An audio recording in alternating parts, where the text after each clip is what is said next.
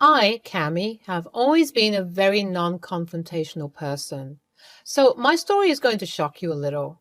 When I met my now husband, Damien, we clicked right away. We started dating right away, and I knew from the beginning that he was the one. Damien was a sweet and caring boyfriend who always loved pampering me. My own parents kind of neglected me, so I treasured him. When we were together, we felt like everything was going right. However, our life will not always be full of sunshine and roses. It all started when I met his family. Knowing Damien, I always thought that his family would be equally sweet and kind. Turns out I was wrong. What I didn't know was that he came from a very patriarchal family. His orthodox father, Bob, was a conservative man with a stubborn attitude. When I met him, he made all sorts of weird comments about me. He said, "So, Cammy, I hear you want to become a nurse." "Yes, Bob, my grandma was a nurse and she inspired me to join this field. I'm a little worried about getting a good scholarship. It's my dream to get into the best nursing school in the state." "Cammy's a very good student, Dad. She's one of the top performers in our class. I take her help when I'm stuck with something." "What does it matter if she's a good student? She's a girl. There's no use for her to go to college." "Cammy, don't you think you're better off doing something else, like baking or something?"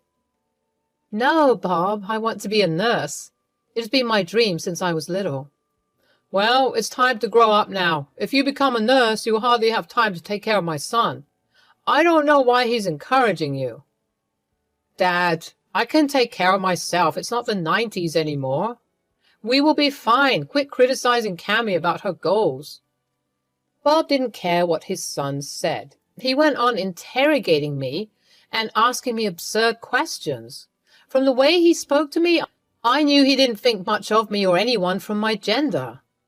I was starting to get agitated but held my tongue. As I said, I am a non-confrontational person and usually want to keep the peace. Damien was also shooting me apologetic looks the entire evening. His younger brother Charlie didn't speak much but seemed to be a little better than his dad. When dinner was finally over, Damien offered to drop me home. He was constantly apologizing for his father's behavior. He said, "I'm so sorry, Cammy. I know my dad really upset you today. He's very old-fashioned and just won't change his thinking. I've tried. Ever since Mom left us, he got even worse. Sometimes I think he takes out that anger on other people." "It's okay, Damien. Your father's rudeness has nothing to do with you. I am not blaming you one bit. I'm just a little disappointed in him." "Just give him a chance, Cammy. I'm sure he'll come around. He just needs to see what an amazing person you are." We talked about the dinner and agreed that it was too early to worry about his dad. Our relationship was still very new and we didn't know what the future held. Bob, however, did everything to convince me to give up my studies. It's like he had an obsession with me being a housewife. I told him multiple times that I wanted to work and be a nurse. He never really seemed to listen to me. After graduation, I and Damien finally got into our dream colleges. He pursued a degree in architecture and I started a nursing program. I and Damien lived close by, but avoided staying together. I had a very hectic schedule and didn't want to be distracted. Damien was still living with his dad and Bob didn't want me in the house. Things were slowly getting better after Damien got his place. With graduation near, Damien decided that it would be the best time to propose. He popped the question the day after our graduation. We were ecstatic and looking forward to telling our family. My family, as usual, was very dismissive about the entire thing. Nonetheless, they were happy for us. When we told Damien's family, his initial reaction appeared to be happy. However, soon his reaction changed drastically. He said, "So, now that Damien has proposed, I hope you'll finally grow some sense." "What do you mean, Bob? I don't understand." "I mean, you're going to marry him anyway. There is no need for you to work anymore. My son already got a good job, and I'm sure he can take care of you." "He did get a good job, Bob, but I want to be independent, and you know this was my goal all along." "Don't tell me you're still stuck in your stupid dream. It's childish. Once you're a married woman, you need to be home and take care of your family. I hope you are not one of those child-free people. Dad, it's too early to talk about kids. Besides, what we do in our married life is none of your business. Cammy will join her job. In fact, she is starting next month as a new hire. Don't be ridiculous, Damien. You know how our family works. Also, you are the eldest son. You need to give me an heir. I would expect you two to start trying for kids soon after the wedding. Cammy's job won't be a good look for our family. How is she going to manage the house anyway? You will be left with all the chores and childcare. That's not what men do. Bob, I will manage everything just fine. We will split the chores. It's not like I will neglect Damien and our future family when I work. You can have faith in me. That's easy for you to say. No wonder your parents don't keep in contact with you. If you were my daughter, I wouldn't let you join college anyway. Bob's words were incredibly hurtful to me. I genuinely thought that he was going to change. However, it seems that he will always see me in a bad light just because I am a woman. At this point, I was ready to cut him out of my life. He was even criticizing Damien for not keeping me under control. It was bizarre. However, when I talked to Damien about the situation, he said, Cammy, I know Dad is not the nicest person, but he is still my dad. My mom had already abandoned us. I can't leave him too. Besides, I have to think about Charlie. He needs my help right now. But Damien, I can't be around your toxic dad anymore. Did you hear what he told me? Do you think we should reward this behavior? Absolutely not, Cammy. I don't support his behavior in any way. All I'm saying is going no contact is not an option. If you want, you can stay away, but I have to look after him and Charlie. I promised I wouldn't abandon them. Fine, Damien. But promise me you will walk away when he becomes too much. I promise, Cammy. I will always stand up for you when Dad bullies you. You can be sure of that. With that, I thought he had made the right decision. When Bob was informed about this, he did throw a fit. Bob started to berate Damien for allowing me to disrespect him. He wanted to be treated right, and I had to be a good daughter-in-law to him. Too bad I wasn't going to be the ideal daughter-in-law he had envisioned. Thankfully, his target for a prospective daughter-in-law changed when he met Laurie, Charlie's girlfriend. She was everything Bob wanted in a daughter-in-law. Needless to say, Laurie quickly became his favorite. He even started to favor Charlie for choosing such a nice girl. While I didn't care, I could tell that Damien was hurt. The worst thing was that Charlie and Laurie also joined Bob in bullying us. During our wedding rehearsal, they sat with us and criticized all my choices for the wedding. They also berated my husband for spending so much money on my demand. Charlie said, Hey, bro, your wife sure did milk you out of a lot of money. You need to get yourself under control. Before you know it, she'll be ordering you around and making you the wife. Yeah, I've been telling him that. Turns out he never listened. It's not long before he gives up his job and becomes a housewife instead. He might as well just give up now. You need to stop disrespecting my fiancé like that. Just because he treats me with respect doesn't mean he deserves your bullying. Also, this wedding was equally funded by the both of us. Oh my God, Cammy, you need to watch how you talk to Bob. He's your father-in-law. I would never imagine talking to him like that. Have your parents taught you anything? Besides, I think Damien can speak for himself. He could speak for himself before his wife took over the reins. Bro, is your wife limiting your speeches as well? Everyone just laughed while Damien sat quietly. I could see that he was extremely upset. When it came to me, he would always speak out. However, when people attacked him, Damien tended to just take the bashing. However, I wasn't going to let it happen. From then on, I swore I would grow a spine. Now that I'm married into this family, I won't let them bully us. However, my relationship with the trio was just about to get worse. 1 year after the wedding, I found out that I was pregnant. We weren't exactly trying for a kid, but me and Damien were ecstatic. I was still in contact with Bob, Charlie, and Laurie, so Damien decided to tell them the news. After they heard about my pregnancy, Charlie and Laurie never reached out. I did not hear a peep from them. However, Bob was super happy about the pregnancy. Suddenly, Bob was extra kind and caring towards me. He even brought me gifts and paid a lot for setting up our nursery. We did offer him money, but he refused, saying he wanted the best for his grandson. We didn't find out the gender because we wanted it to be a surprise.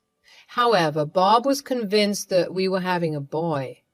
Honestly, it did rub me the wrong way, but I ignored the feeling because Damien was happy to have his dad back in our life. However, Bob's attitude towards my job never changed. One day, when Damien, Bob, Charlie, and Laurie were out for dinner, Laurie said, "So, Cammy, when are you quitting your job?" "Excuse me, I don't understand." "You know, with the child on the way, you need to start changing your priorities. If I was you, I would never sacrifice my time for my job. My child would need me, and I wouldn't be selfish enough to leave him alone." "Our baby won't be alone, Laurie. Thanks for your concern, but you and I are not the same. We will look into daycare and babysitters when it's time. We already have everything planned out. There is no need for any of us to quit our jobs." My God, some women can be selfish. I didn't take up a job because I wanted to give all my time to my family. We are going to try for kids as soon as we get married next year. I can't imagine being away from my kids when I go to my job. That's exactly why I never looked for one. Cammy, if you don't want to be a bad mom, you better listen to Laurie. I'm lucky she knows exactly what a wife should be doing for her family. We don't care what your wife does for you, Charlie. I and Laurie will be equally responsible for the child.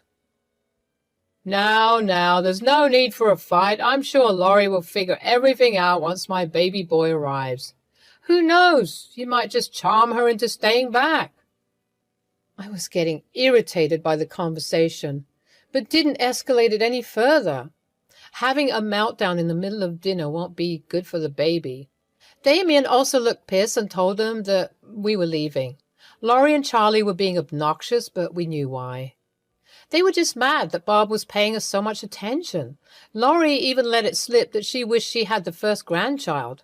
I found her comment strange because no matter what, grandparents would love all their grandchildren. Again, I was dead wrong. When I finally gave birth after 8 months, we found out that it was a girl. Me and Damien were over the moon because, frankly, we were looking forward to the baby girl. Damien and I didn't have any sisters, so we wanted to have a baby girl in the family. Charlie and Laurie also seemed to be happy. However, they weren't happy for us. You see, the moment we told Bob about his granddaughter, he just looked surprised. He refused to believe we had a girl. Bob came to my room and said, "Is this true, Cammy, you had a girl?" "That is impossible. My first grandchild cannot be a girl. Damien is the oldest, and he needs to have a boy. How am I going to get an heir now? Damien, are you sure she didn't cheat on you? Our family doesn't have girls. There must be something fishy." "Dad, Cammy didn't cheat on me. We had a girl. What does it matter if your grandchild is a girl? Aren't you happy to be a granddad?" "Absolutely not. I was being nice to you because I thought it was a boy. If you had found out the gender and told me, I wouldn't have made the effort." "Dad, are you serious? That is your freaking granddaughter, your own blood. How can you be so cruel?" "It's not a boy and I have nothing to do with her. She's your problem. I have no interest in being her loving granddad. I expect you to pay me back for the nursery. You have scammed me." "We will pay you back, Bob. If you can't be civil towards our daughter, there is no need for you to be here. You can leave." With that, Bob just turned around and left. Yes, he didn't hold our daughter, didn't even look at her. He simply didn't care anymore. This humiliation was too much for me. Damien broke down crying when Bob left. He couldn't believe his dad could be so cruel. However, we were skeptical about going no contact again. We wanted our daughter to have a relationship with him. We were both hopeful that he would come around. Our little girl, Chrissy, is our world. She is the kindest and most well-behaved child we could ask for. I and Damien were extremely happy to have her in our life.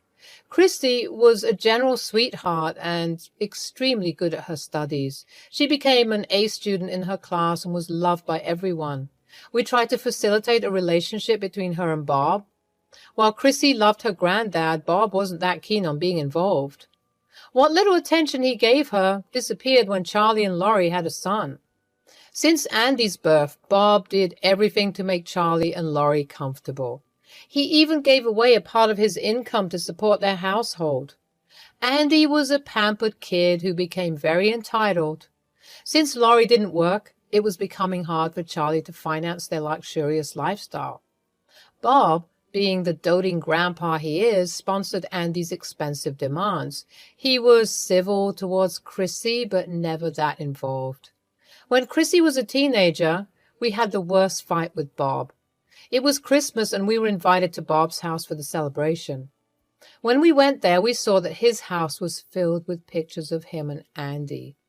Chrissy said, "Grandpa, why don't you have any pictures on your wall? You have a lot of Andy's pictures. I don't remember you even asking for a picture with me." "Well, that's because Andy is my future heir. He's going to be the head of this family soon. You are just a girl who will be married off. I don't need a picture of you in this house. Besides, this house will go to Andy when I pass. He is the sole heir of everything I have." "So you won't leave me anything?" "Why, Granddad, did I do something wrong? You are even paying for Andy's college fund. Why am I being excluded?" "Because he doesn't love you, Chrissy. He's my grandpa, not yours. You'll never be as good as me. Grandpa knows who his favorite grandchild is." "Grandpa, is that true? You don't love me at all? But why?" "Because you are a girl, you dumb thing. Grandpa always wanted a grandson. You are basically useless to him." Before I could intervene, Chrissy started to cry. She kept asking Bob if it was true. Bob simply refused to look at her. Charlie, Laurie, and Andy were just laughing at Chrissy because she was crying. Me and Damien were furious. From that day, we decided they would no longer be in our lives. I also prayed to God that I could teach them a nice lesson when they eventually realized their mistake. Chrissy was heartbroken for an entire year.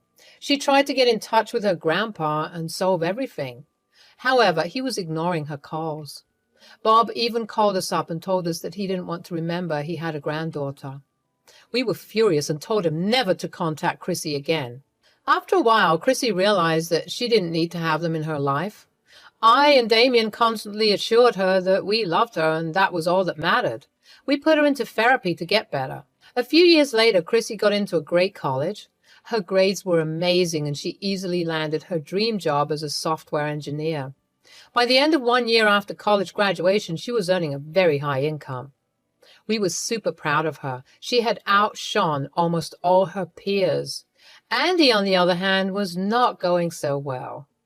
One day we suddenly got a surprise visit from Bob. He hadn't visited us since the Christmas dinner, so it was rather confusing to have him here.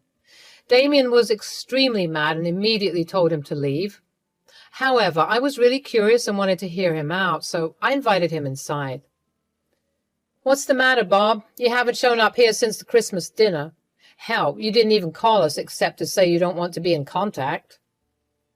"I know, I was just caught up with work. It's been years, so I thought I should visit." "Cut the crap, Dad. Just tell us what you want. I know you better than to expect anything pleasant." "I heard Chrissy has joined a big company as a software engineer, and I was hoping I could talk to her." "About what exactly?" "You see, Andy had dropped out of college. I did my best to support him, but he just wouldn't take his studies seriously. He blew through his tuition money on alcohol. I did take a mortgage on the house for his college, but he has spent it all. I was hoping Chrissy would be able to help him get a job." "Are you serious right now? You want Chrissy to vouch for your loser grandson?" "We are family. I'm sure Chrissy will want to help her little brother." "Wait here. I'll be right back." I went to my room and brought out my old phone. I didn't use it anymore, but it was special for a reason. I opened my phone and selected a picture. Then I showed Bob the picture. It was the same photograph of him and Andy that Chrissy saw in his house. Bob was speechless. I said, "If she is family, Bob, where is her picture? Do you even remember, or have you conveniently forgotten how you said she doesn't matter? You were the one who said you don't want a granddaughter. Suddenly you think she's your family?" "Look, it was a long time ago. We are still family. We don't hold grudges. Look, I even showed up at your house on my own. I will be happy to reconnect with Chrissy." "And will you include her in your inheritance, or is that still reserved for Andy?" "I don't have much anyway. I spent it all on Andy. The house is all I have left. Andy needs my help. His parents cannot support him anymore. They'll kick him out. I don't earn enough to support him now." "There is no way my daughter is helping your loser grandson. He doesn't even have a college degree. Do you think my daughter's company takes college dropouts? You must be kidding yourself. Andy deserves this. If only you hadn't coddled him so much, he would have at least had a job.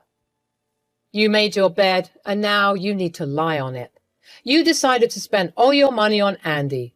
Chrissy had made it clear she would never help you out, even if it was the end of the world. I suggest you leave. We have nothing to say to you anymore." Bob left, but kept spamming us with calls. He was desperate for help. Turns out Andy has been living with him for the past year. He has already trashed his parents' place after they refused to support his unemployed ass. Bob, being the loving grandpa, had to take him in. However, he could no longer put up with his behavior.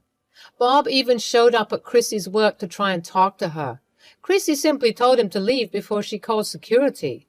When Bob kept begging her for help, she agreed to give the money in exchange for the house. Bob refused to sell her the house, so she just left him there crying on the pavement. A week later, Bob called us and told Chrissy that he was ready to sell. He simply wanted Andy out of the house. He was planning to move far away where Andy couldn't follow him. Chrissy agreed to buy the house and the papers were drawn. When the sale finally happened, Bob did ask for a relationship with Chrissy. However, she told him that he had lost that right long back.